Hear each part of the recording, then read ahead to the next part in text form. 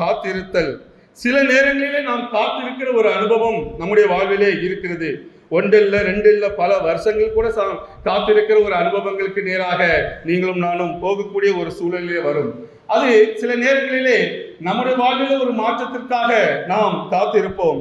ஆனால் ஆண்டவர் நம்முடைய வாழ்விலே ஒரு மாற்றம் வர வேண்டும், ஒரு ஆவிக்குரிய ஒரு மாற்றம் வர வேண்டும், ஒரு பரிசுத்தத்துக்கு நேரான ஒரு வாழ்க்கை நம்முடைய வாழ்விலே வர வேண்டும், இல்லை இந்த காரியங்களை செய்கிற பொழுது நாம் கிறிஸ்துவுக்குள் இருந்து ஜெயம் பெறுகிற ஒரு அனுபவம் வேண்டும் என்பதற்காக அவர் சில நேரங்களிலே காத்திருக்கிற ஒரு அனுபவம் இருக்குது.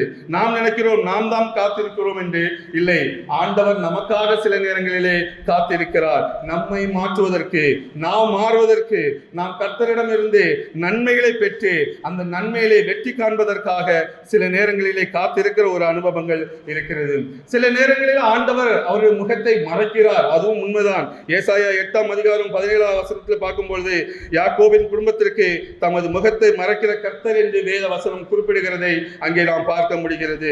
சோ ஏன் மறைக்கிறார்? ஒரு நல்ல மாற்றத்தையும் திருப்பத்தையும் நம்முடைய வாழ்வில உண்டாக்குறதுக்கு ஆண்டவர் சில நேரங்களில் தான், சில குறிப்பிட்ட ரொம்ப சொற்ப நாட்களில் தான் இந்த மாதிரிப்பட்ட காரியங்கள் நடக்கிறது.